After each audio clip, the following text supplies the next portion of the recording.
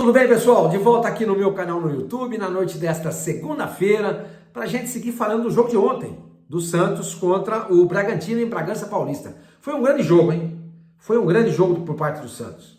Eu vou mostrar nesses números para vocês a mudança do Santos, do Vojvoda, para o Santos, de Kleber Xavier, César Sampaio, Caixinha. A diferença é muito grande. Uma pena que o Santos não conseguiu sustentar o resultado de 2-1. Perdia, virou para 2, perdeu por 1-0, virou para 2-1. O psicológico era todinho favorável ao Santos naquele momento. Mas infelizmente, num erro de bola parada, o Santos acabou cedendo o empate ao Bragantino. E ao invés de levar para Santos 3 pontos, levou apenas 1. Um pontinho que ajuda, claro. O Santos agora abre 5 em relação ao rebaixamento, mas poderia estar hoje na 12ª colocação. Com 7 pontos distantes da zona do rebaixamento. Mas vamos falar sobre isso, pessoal. Mas antes eu queria pedir para vocês se inscreverem aqui no canal, dê um like, ative o sininho, hype esse vídeo. Tudo isso é importante para esse vídeo, esse canal continuar se consolidando ainda mais dentro do YouTube, tá bom? Eu agradeço muito a audiência de vocês. Pessoal, eu tenho aqui alguns números do jogo de ontem, então eu só queria mostrar para vocês o seguinte: o Santos ontem teve 59% de posse de bola, 59%, tá? A média de posse de bola do Santos no campeonato é de 46%. E não é que o Santos estava jogando na Vila Belmiro, propondo o jogo porque está em casa com o apoio da torcida. Não, o Santos está jogando fora, contra o Bragantino. E teve 59% de posse de bola. Ou seja, é visível no time do Vojvoda que esse time, ou seja, o Santos é um time hoje propositivo. Ele não é reativo. Ele propõe o jogo. Ele não reage ao que o adversário propõe. Ele pensa, ele impõe. Eu sou o Santos, eu sou a camisa pesada, eu vou jogar de igual para igual com qualquer um. Claro que vai ter momentos no campeonato, ou mesmo durante o jogo, que o Santos vai ter uma inferioridade de posse de bola. É normal. Por exemplo, contra o São Paulo, aconteceu isso. O Santos fez 1-0, perdeu completamente o controle do jogo e não conseguiu contra-atacar. E o São Paulo, naquele momento, no segundo tempo, teve muito mais posse de bola que o Santos. Muito mais. Isso é natural. Agora, o que o Santos precisa começar a fazer, o jogo contra o São Paulo foi só o 3º jogo, esse é o 4º. O que o Santos precisa fazer, que é o mundo ideal, é você fazer um gol e não botar a bunda encostada na trave para ficar se defendendo. Não, continuar com a posse de bola, porque a posse de bola é de fato a melhor defesa. Ter a bola é o melhor jeito para se defender, porque o adversário não tem e não te ataca. Consequentemente, você não sofre.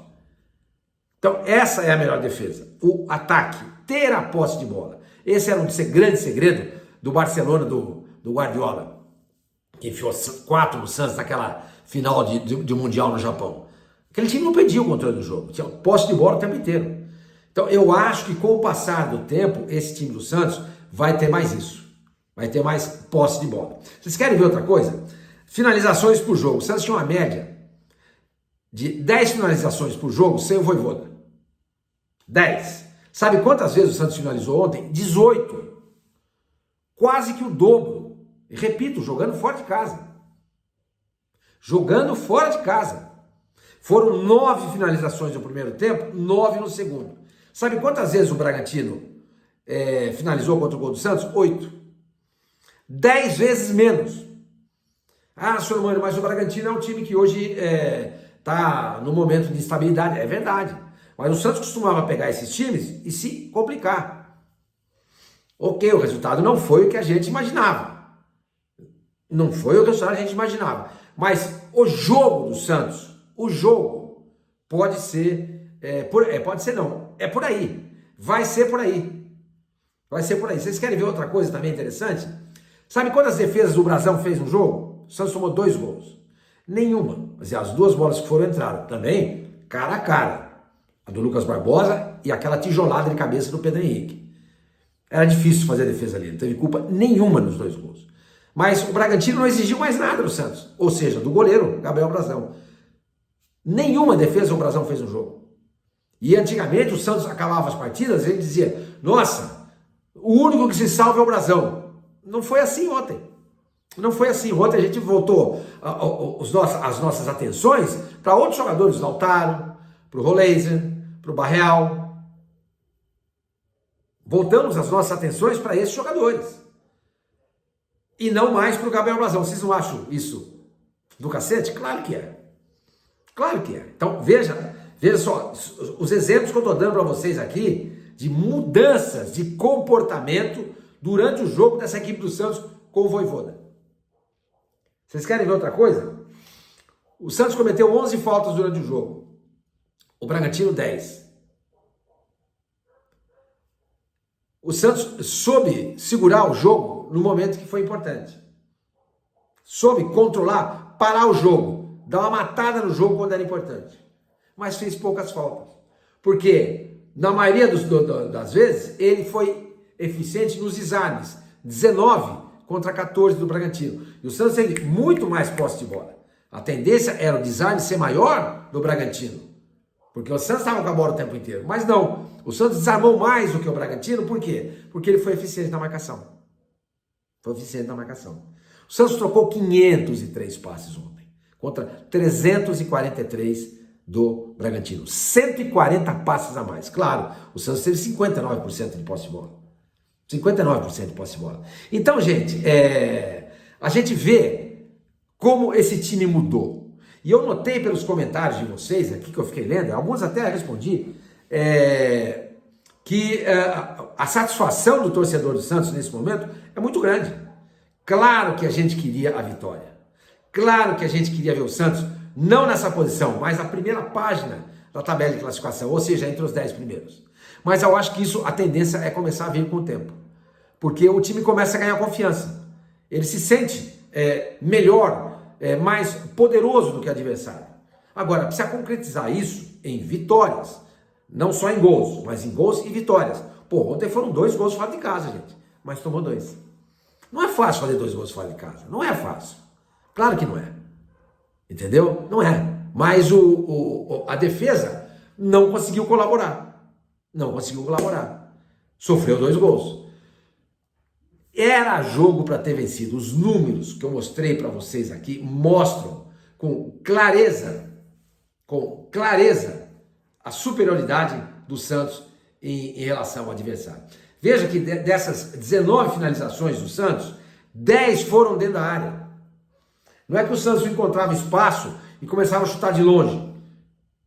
Não, 10 foram dentro da área. O Santos trabalhou tão bem ofensivamente, principalmente o Lautaro Dias, na movimentação dele e na inteligência dele e a habilidade dele com a posse de bola, que o Santos conseguia, ele, o Roleiser e o Lautaro, e muitas vezes com o Zé Gabriel, o Zé Rafael vindo de trás, criar oportunidades e chutar de dentro da área, o que é difícil, não é fácil não. Então, gente, nesse momento a expectativa é muito grande, eu estou muito empolgado. Muito empolgado. Vamos ver agora, depois de amanhã, ou seja, quarta-feira, 9h30 da noite, a partida contra o Grêmio na Vila Belmiro, tá? O Santos não vai ter o Neymar, tá? O Neymar tá fora. O Vitor Hugo também tá fora. O Frias também tá fora. O Bom Tempo, acho que ainda não volta. Pelo que eu apurei, talvez ele volte só no final de semana contra o Ceará em Fortaleza. Só no final de semana. Em compensação, vamos ter o retorno do Escobar. Se vocês pegarem as estatísticas, eu já falei isso para vocês. Se vocês pegarem, fica mais fácil, porque eu contei para vocês uma estatística que eu peguei de dentro do Santos. Mas se vocês quiserem olhar, o SofaScore é uma ótima ferramenta para vocês olharem isso. Clica lá no Santos, desempenho, estatística, vocês vão ver. O Escobar aparece em todas as estatísticas em relação a desarmes do jogo, defendendo, todas. Entendeu? Ele é excelente, gente, ele é excelente. O Souza também tem melhorado muito defensivamente falando, muito. Ainda não tem a pegada do Escobar, mas daqui a pouco esse menino pode ter. E a hora que o Souza tiver essa pegada do Escobar, do jeito que ele é um jogador talentoso com a bola nos pés, eu acho ele menos veloz que o Escobar, mas ele é mais habilidoso do que o Escobar. Então ele chega com mais qualidade na frente. Esse Souza é um baita jogador, gente. É um baita jogador. A gente viu pelo primeiro gol. O Santos tem 3 ótimos laterais pela esquerda. Escobar, Souza e o Vinícius Lira. Tá? Então, desses jogadores, então o Bom Tempo talvez volte no domingo. Frias, Vitor Hugo, bom, principalmente Neymar e Vitor Hugo não jogam. Frias vai depender ainda de uma análise feita pelo Departamento Médico do Santos nesses dias que vão anteceder a partida. Eu não acredito. Pelo que o Santos informou, para mim é um mês fora. 3 a 4 semanas, vamos colocar 4 semanas. E vai jogar o Alex Escobar. Estava ouvindo hoje o programa lá do meu amigo Ricardinho Martins, ele pedindo a volta do Vasco. Pô, Ricardinho, você enlouqueceu?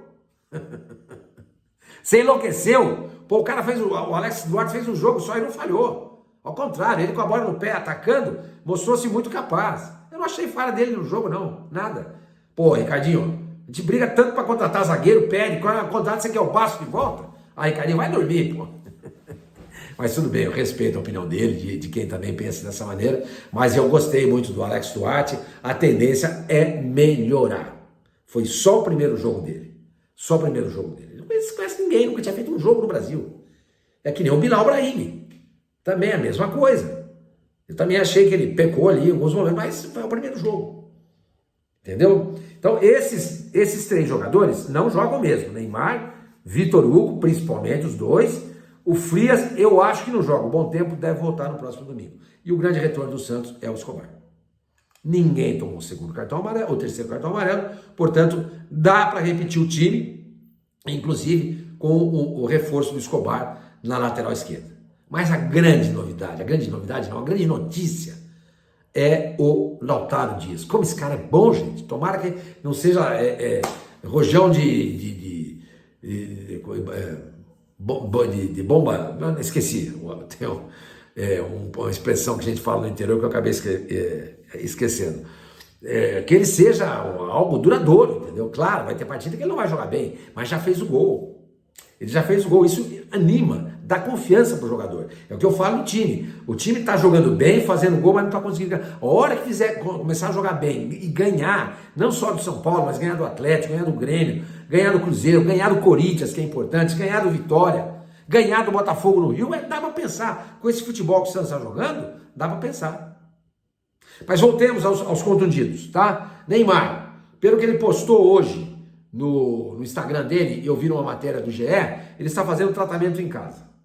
Fazendo tratamento em casa significa que ele estava em Mangaratiba, porque a academia dele não fica em Santos, fica em Mangaratiba, salvo engano da minha parte. E eu acho um grande erro, um grande equívoco da direção do Santos permitir que isso aconteça. Permitir. E mais, ele está tratando com o fisioterapeuta dele, o Rafael Martini, e com o preparador físico, o Ricardo Rosa, que está inserido entre os preparadores físicos do Santos. Vocês olhando ali na